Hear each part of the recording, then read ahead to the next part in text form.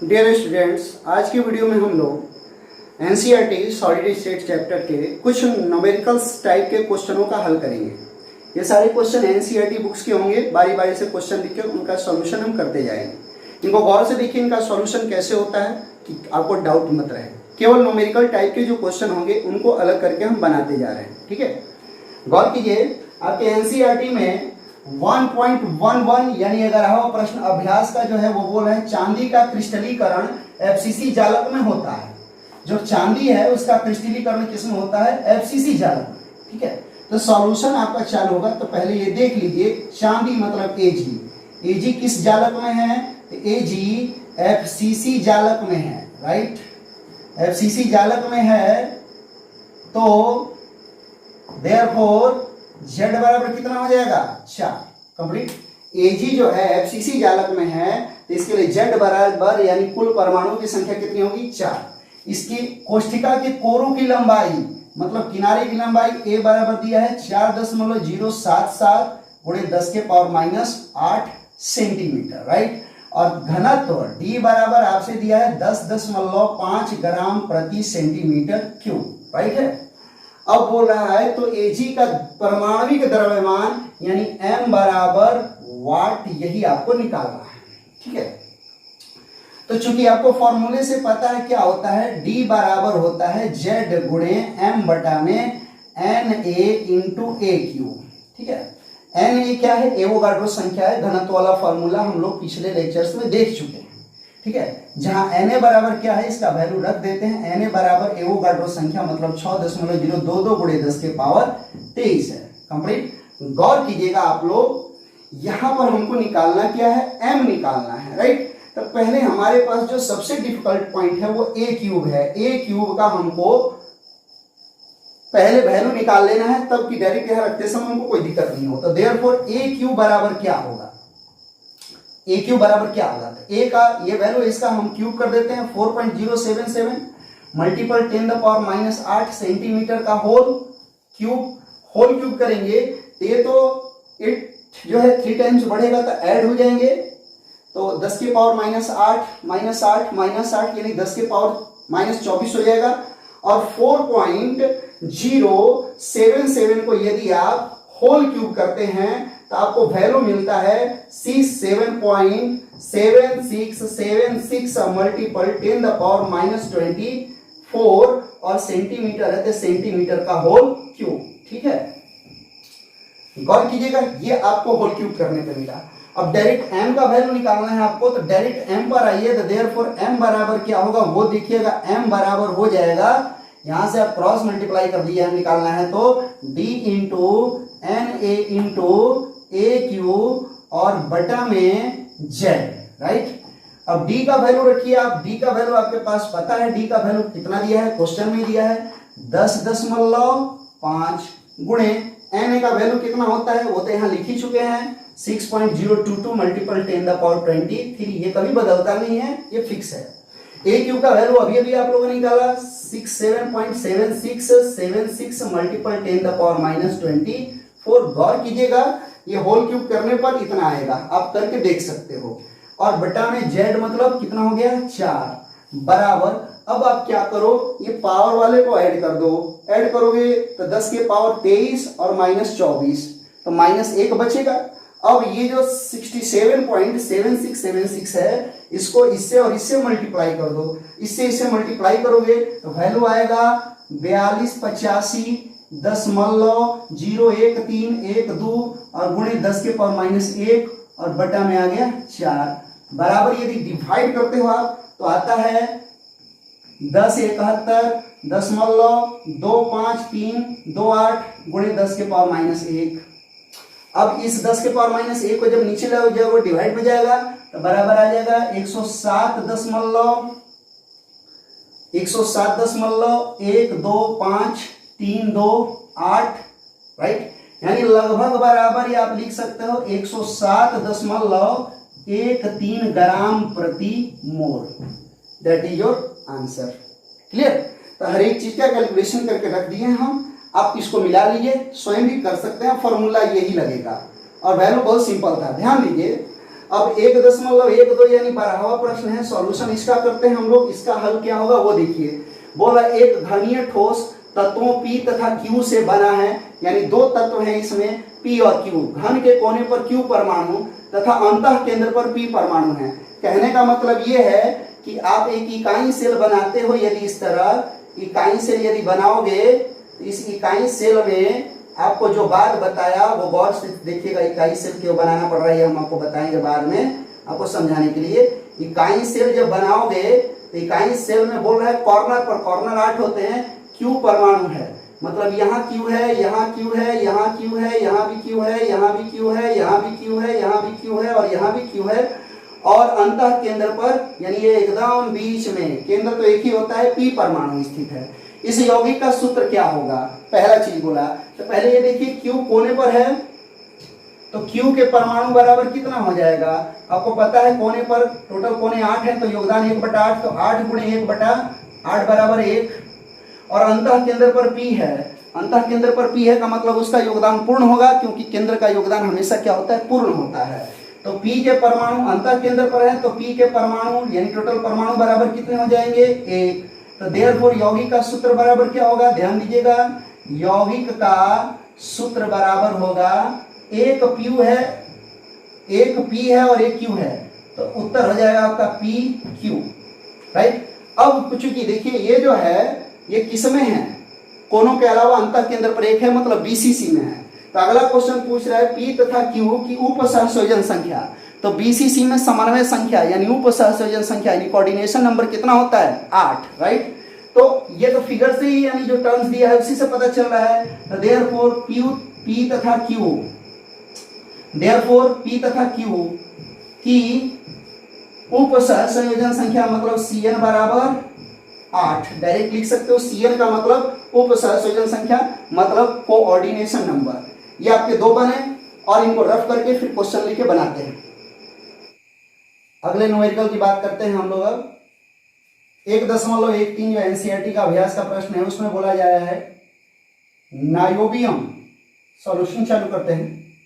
Niobium का क्रिस्टलीकरण BCC में होता है, मतलब जो Nb है Nb बराबर BCC में है, राइट। इसका घनत्व तो दिया है D बराबर 8.55 ग्राम प्रति सेंटीमीटर क्यूब।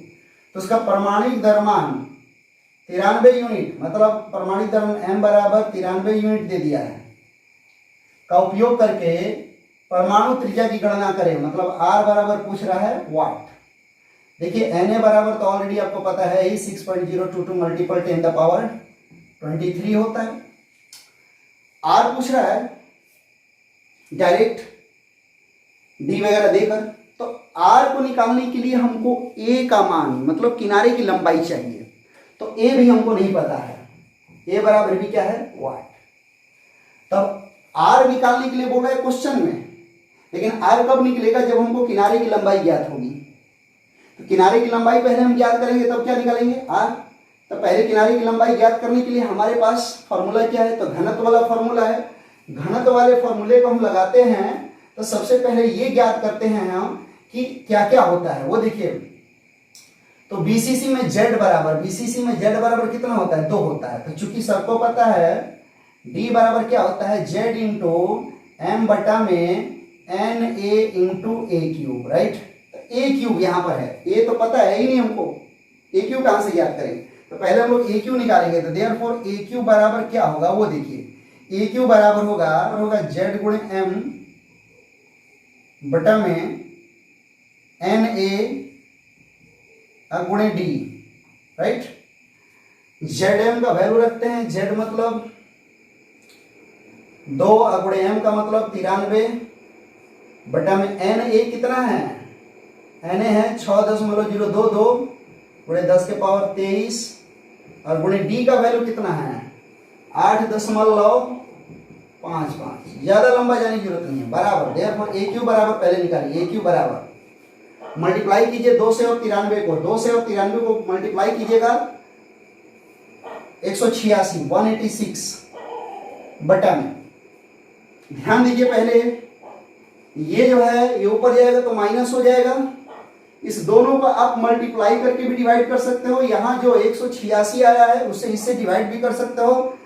तो ये 6.022 मल्टीपल 8.55 हो गया और गुणिया 10 के पावर -23 हो गया। ठीक है, बराबर। ध्यान दीजिए, पहले 6.022 से हम डिवाइड करते हैं तो हमारा आता है 30.89 और गुणे 10 के पावर -23 और बटा में अभी रह गया है, देखिए 8.55। ठीक है, अब क्या करते हैं, इस 8.55 से हम डिवाइड कर देते हैं तो आता है लगभग 3.613 और गुणे 10 के पावर -23। ठीक है, देखिए कुछ ज्यादा हम कुछ नहीं किए हैं, हम बस इतना किए हैं कि ये जो 6.022 है उससे पहले 186 में डिवाइड किए हैं, तब 8.55 से किए हैं। आप लोग कैलकुलेटर लेकर डिवाइड कर सकते हो, देखते रहो। ध्यान दीजिए, ये इतना आ गया तो इसी को बराबर हम लोग लिख सकते हैं 36.13 गुणे 10 के पावर -24।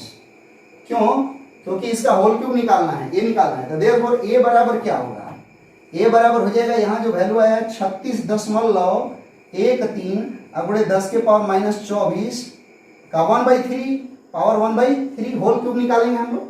तो जब होल क्यूब निकालेंगे तो 3 पर 1 निकलेगा, ये 36 है और ये 0.3। ठीक है, ये 10 के पावर -24, 24 तो क्लियर हो गया, 10 के पावर -8, 10 के पावर -8, 10 के पावर -8। यहाँ से गुणे 10 के पावर -8 आप लोग को एक्यूरेटली बाहर निकल जाएगा। इसके अलावा लगभग 36.13 का घनमूल निकालिएगा तो आपको मिलेगा 3.31। राइट, अभी किनारे की लंबाई है, किनारे की लंबाई कहाँ जाएगी इसमें, सेंटीमीटर में। ठीक है, सेंटीमीटर निकल गया, ए निकल गया। तब चूंकि ध्यान दीजिए, चूंकि बीसीसी में क्या होता है, चूंकि बीसीसी में आर बराबर फॉर्मूला होता है √3a/4, सिद्ध कर चुके हैं आप लोग पहले ही। तो बीसीसी के लिए आर बराबर होता है √3/4a, तो बराबर ध्यान दीजिए √3 का वैल्यू कितना है 1.732 गुणे ए का वैल्यू आप अभी निकाले हो 3.31 गुणे 10 के पावर -8 और बटा में 4। ठीक है, इजिकल टू इस दोनों को मल्टीप्लाई कर दीजिए, मल्टीप्लाई कीजिएगा तो आएगा 5.7392 गुणे 10 के पावर -8 और बटा में 4। अब 4 से डिवाइड कीजिए पहाड़ा पढ़ते हुए, 4 × 4। ठीक है ना, तो ये लगभग 1.43 गुणे 10 के पावर -8 सेंटीमीटर आएगा। ये जो सेंटीमीटर में आया है इसको आप कन्वर्ट कर दीजिए किसमें, मीटर में। मीटर में कन्वर्ट कीजिएगा तो ये बराबर आएगा 1.43 गुणे 10 के पावर -10 मीटर। अब इस दशमलव को भी हटा दीजिएगा तो आएगा 143 गुणे 10 के पावर -12 मीटर। सेंटीमीटर में है, मीटर में चेंज करोगे तो क्या होगा, 2 पावर से डिवाइड करना पड़ेगा तो ऊपर जाएगा तो -8 और -2 -10 हो गया। अब यहां से दशमलव हटाओगे तो नीचे 100 आएगा, तो इधर जाके ऐड होगा माइनस में, तो ये -12 हो गया। तो ये जो 10 के पावर -12 हुआ है इसको आप पिकोमीटर लिख दोगे, 143 पिकोमीटर, क्योंकि पिको का मतलब होता है 10 के पावर -12। ये हुई बात आपके 13 नंबर की। अब 14 नंबर में आइए, आपसे बोल रहा है यदि अष्टफलकीय रिक्ति की त्रिज्या छोटा r है और निविड संकुलन में परमाणुओं की त्रिज्या बड़ा r हो तो छोटा r तथा बड़ा r में समान। तो अष्टफल की ये जो रिक्तियां हैं वो 6 गोलों से घिरी रहती हैं, तो 6 गोला जब बनाएंगे तो हम उसकी त्रिज्या के बीच में रिलेशन नहीं ज्ञात कर पाएंगे। उसको ज्ञात करने के लिए थोड़ा बड़ा बड़ा गोला बनाइए और गौर कीजिए बीच में आगे पीछे वाले गोलों को छोड़ देना। ये देखिए 1 गोला, 2 गोला, ये 3 है और ये क्या हो गया 4। ठीक है, और बीच में जो है अष्टफल की रिक्ति का गोला रहेगा। ये जो बीच में खाली स्थान रहता है वही क्या है, अष्टफल की रिक्ति है। हालांकि अभी एक गोला और होता है ऊपर से और नीचे से आगे पीछे, तो वो गोला नहीं दिए क्योंकि हमको रिलेशन ज्ञात करना है। ठीक है, अब इनके जो चारों हैं इनके सेंटर को मिलाइए और इसके सेंटर को भी मिला दीजिए। ये देखिए अब इनके सेंटर को आप इस तरह मिला दिए, कंप्लीट। ये जो बीच में ये जो है वही ये जो है अष्टफल की रिक्ति है और ये गोला है। ठीक है, तो आपसे बोल रहा है परमाणुओं की त्रिज्या मतलब गोलों की त्रिज्या, ये जो गोला है वो क्या है, परमाणु है, आर है।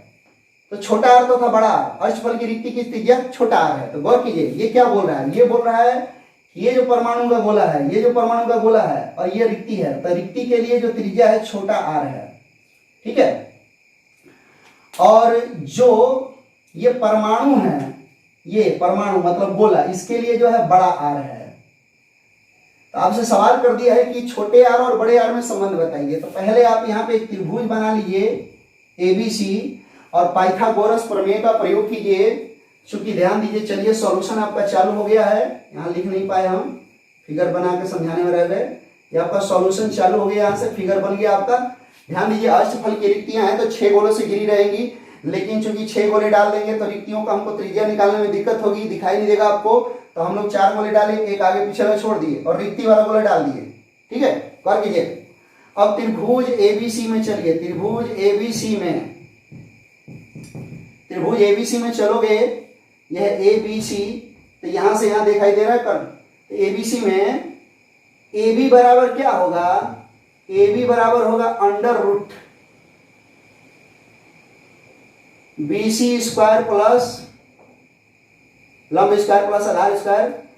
तो ये हम AB माने हैं, AB बराबर हो जाएगा AC square plus BC square, ठीक है, बराबर में आ गए। अब बताइए ये AC और BC क्या है, किनारे की लंबाई है। किनारे की लंबाई को क्या माना जाता है, A माना जाता है, ठीक है। तो ये बराबर अंडर रूट क्या होगा, A प्लस A बराबर under root 2A। A square हो जाएगा, स्क्वायर है तो ये 2A स्क्वायर, तो बराबर हो जाएगा, देयरफॉर AB बराबर हो जाएगा root 2A, right, root 2A। ये A स्क्वायर ये बाहर निकल गया, जो 2 है अंडर रूट में रह गया। अब चूंकि ध्यान दीजिए ये तो हुआ पाइथागोरस प्रमेय से। अब इस तरह देखिए AB बराबर कितना आ रहा है, इस तरह देखिए, छोटा आर 2 R प्लस R, बड़ा आर 2 है R प्लस R बराबर 2R प्लस 2R, राइट। यानी ये बराबर देयरफॉर AB बराबर क्या मिल गया आपको, 2 और R प्लस R, 2 कॉमन निकाल लिए यहां से। अब ये AB और ये AB को बराबर दिखा दो, और ये भी ध्यान रखना A का वैल्यू क्या होगा वो भी निकालो यहाँ पे। ये समीकरण 1 हो गया और ये समीकरण क्या हो गया, 2 हो गया। अब चूंकि A बराबर कितना होगा वो देखिए, चूंकि A बराबर क्या होगा, A बराबर क्या होगा, ये A है, ये देखिए ये जो है गोले की त्रिज्या, इन परमाणु की त्रिज्या बड़ा R है, ये भी बड़ा R है। तो A बराबर कितना है, R प्लस R, यानी बराबर कितना है 2R, राइट। एक ही जगह पर 2R रखना है, कंप्लीट। अब समीकरण 1 तथा 2 से चलिए,